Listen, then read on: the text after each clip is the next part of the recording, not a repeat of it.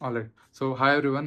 ఈ వీడియోలో ఐఎల్టీఎస్‌కి ఎలా ప్రిపేర్ అవ్వాలి? If you are someone who is preparing for IELTS then you should definitely watch this video. So, సోది లేకుండా షార్ట్‌గా చెప్పేస్తా. IELTS is international English language testing system. So, ఇది అందరూ ఎందుకు రాస్తారో మీకు తెలుసు. ఫారిన్ కంట్రీస్‌లో స్టడీస్ కోసం ఇంగ్లీష్ టెస్ట్ అనేది మ్యాండేటరీ. సో, ఐఎల్టీఎసే ఎందుకు రాయాలి? సో, వేరేటివి కూడా ఉంటాయి. టోఫెల్, డ్యూలింగో, పీటీ అని కూడా ఉంటాయి. But IELTS is widely accepted. As simple as that.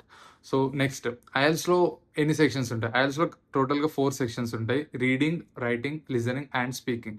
So దీంట్లో 3 సెక్షన్స్ ఒకసారి రాస్తాం. Which is reading, writing and listening మనం ఒకసారి రాస్తాం. స్పీకింగ్ దాని స్లాట్ డిఫరెంట్ ఉంటది. So it can be starting or it can be at the end.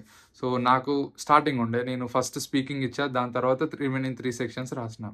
So before moving further I just wanted to say ఐఎల్టీఎస్‌ని అంత tension తీసుకోకండి ఈ టెస్ట్‌ని. ఇది చాలా ఈజీ టెస్ట్. మనకు బేసిక్ ఇంగ్లీష్ వస్తే సరిపోద్ది. ఆల్రెడీ దీంట్లో ఉన్న సెక్షన్స్ ఏదైతే ఉన్నాయో అవి మనం చిన్నప్పటి నుంచి చదువుకుంటూ వస్తున్నాం. సో దానికి అంత టెన్షన్ పడి అంత చేసుకోవాల్సిన అవసరం లేదు. కొంచెం ప్రాక్టీస్ చేస్తే ఈజీగా క్లియర్ చేయొచ్చు ఎవరైనా. ఐఎల్టీఎస్ అవుట్ ఆఫ్ 9 బ్యాండ్ ఉంటది. మినిమమ్ 6.5 కావాలి. ఈచ్ సెక్షన్‌లో మినిమమ్ 6 అండ్ ఓవరాల్ అనేది 6.5 కావాలి. సో అది మీరు ఎలా తెచ్చుకున్నారో అనేది మీ ఇష్టం. So first section reading. రీడింగ్‌లో 40 క్వెషన్స్ ఉంటాయి. మనకి 60 మినిట్స్ టైం ఉంటది. So the most important thing in reading is not to find the correct answer. Correct answer ఒక 8th క్లాస్, 9th క్లాస్ వాళ్ళు కూడా దొరకబడతారు. బట్ ఆ 60 మినిట్స్‌లో 40 క్వెషన్స్‌ని అటెంప్ట్ చేయడం అనేది the most difficult part.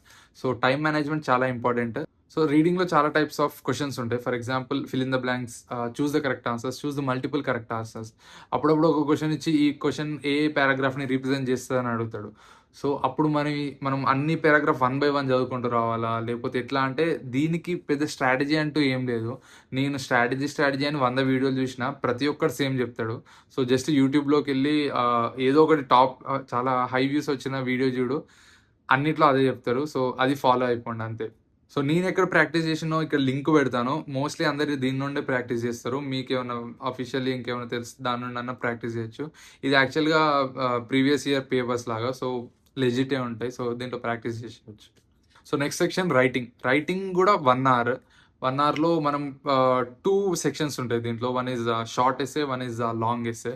So ఇది బేసిక్ ఏందంటే మనకి ఒక సింపుల్ టాపిక్ ఇస్తాడు. అప్పుడప్పుడు ఒక సింగిల్ సెంటెన్స్ ఇచ్చి దీన్ని ఎలాబరేట్ చేయమంటాడు. అప్పుడప్పుడు ఒక పై చార్ట్ ఇచ్చి దీన్ని ఎలాబరేట్ చేయమంటాడు.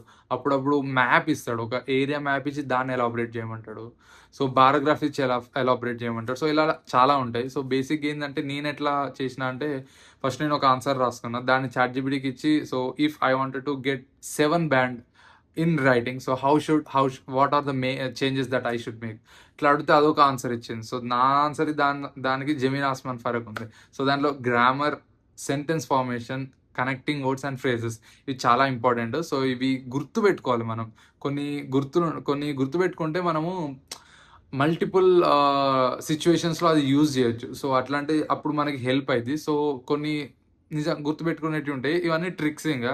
సో అది కూడా ట్రిక్స్ అని కొడితే 100 వీడియోలొస్తాయి. ఏదో ఒకటి వీడియో చూసి ఫాలో అయిపోండి అంతే. So next section listening.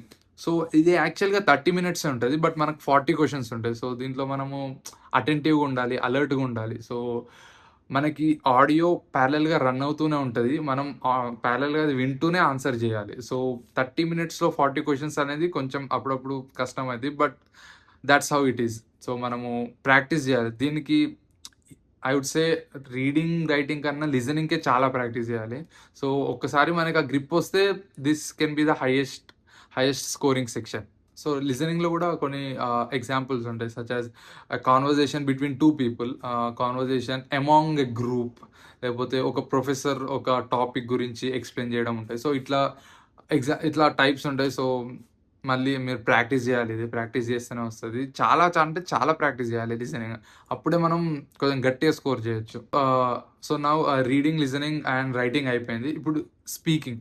Speaking అనేది జనరల్‌గా 10-15 మినిట్సే ఉంటది. మనల్ని ఒక రూమ్‌లోకి తీసుకెళ్తారు. దాని ల్యాప్‌టాప్‌లో మనకి పర్సన్ కనెక్ట్ అయితాడు. నాకొక ఫీమేల్ పర్సన్ కనెక్ట్ అయింది.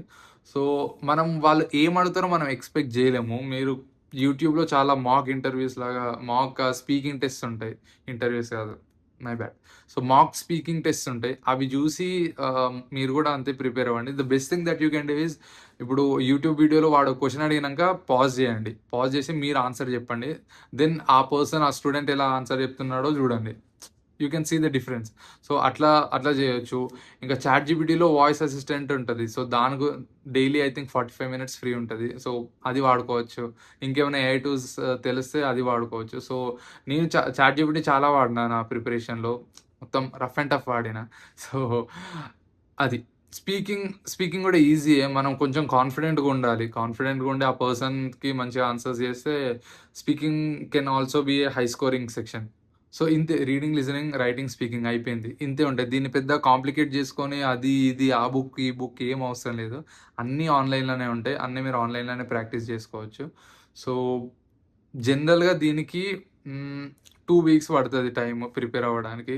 కొంతమందికి 1 మంత్ గూడా పడతది. కొంతమంది తక్కువ గూడా పడతది. నేనైతే 10 డేస్‌లో ప్రిపేర్ అయినా. ఎగ్జామ్ ఇచ్చేసిన. నాకు 6.5 వచ్చింది. నాకు స్పీకింగ్‌లో 7 వచ్చింది. మిగతా అన్నిట్లో 6.5 వచ్చింది. సో, నా ఓవరాల్ గూడా 6.5. So, one more thing, most important thing. So, అప్పుడప్పుడు మనకి 6.5 ఉంటది. 6.5 ఆర్ అబోవ్ ఉంటది. బట్ ఒక్క సెక్షన్‌లో బిలో 6 ఉంటది. ఫర్ ఎగ్జాంపుల్ నీకు 3 సెక్షన్స్‌లో 7, 7, 7 వచ్చింది. అండ్ 1 సెక్షన్‌లో 5.5 వచ్చింది. సో, ఇక్కడ ఈవెన్ దో నీ ఓవరాల్ అనేది 6.5 ఆర్ అబోవ్ ఉన్నా నీకు ఒక్క సెక్షన్‌లో 6 కన్నా బిలో వచ్చింది కాబట్టి నీ స్కోర్ అనేది ఎలిజిబుల్ అవ్వదు యూనివర్సిటీస్‌కి. సో, అట్లాంటప్పుడు మీరు ఓఎస్ఆర్ అని ఒకటుంటది. One skill retake. దానికి 12,000 ఎంతో పే చేస్తే మీరు ఆ ఒక్క స్కిల్‌ని మళ్ళీ రాయొచ్చు. So, that can be a good choice. ఎందుకంటే అప్పుడప్పుడు కొంతమంది కొన్ని సెక్షన్స్ వీక్ ఉంటాయి. సో, దాంట్లో తక్కువొచ్చేసి మిగతా అన్నిట్లో హై వచ్చినా అప్పుడు నో యూజ్. సో, మీరు అట్లా ఇన్ కేస్ మీరు ఆ సిట్యుయేషన్‌లో ఉంటే ఓఎస్ఆర్ అనేది చాలా ఇట్స్ ఎ గుడ్ ఆప్షన్. ఎందుకంటే universities they don't care. They don't judge students based on if the student has been taken OSR or not. So, వాళ్ళకి ఓవరాల్‌గా కావాలి. ఓవరాల్ నీకు 6.5 ఉందా? ఓకే. లేదా అంటే ఓఎస్ఆర్ లేకపోతే మళ్ళీ ఇంకో టెస్ట్. బట్ మళ్ళీ టెస్ట్ ఏందంటే కొంచెం కాస్ట్‌లీ అయిద్ది. ఓఎస్ఆర్ ఇన్ కేస్ నువ్వు ఆ సిట్యుయేషన్‌లో ఉన్నావంటే ఓఎస్ఆర్ తీసేసుకొని రాసేసుకో. అంతే ఐఎల్స్. That's it. మీకేమన్నా డౌట్స్ ఉంటే కామెంట్స్‌లో అడగండి. I will be happy to help. And yeah! I will see you in the next one. By.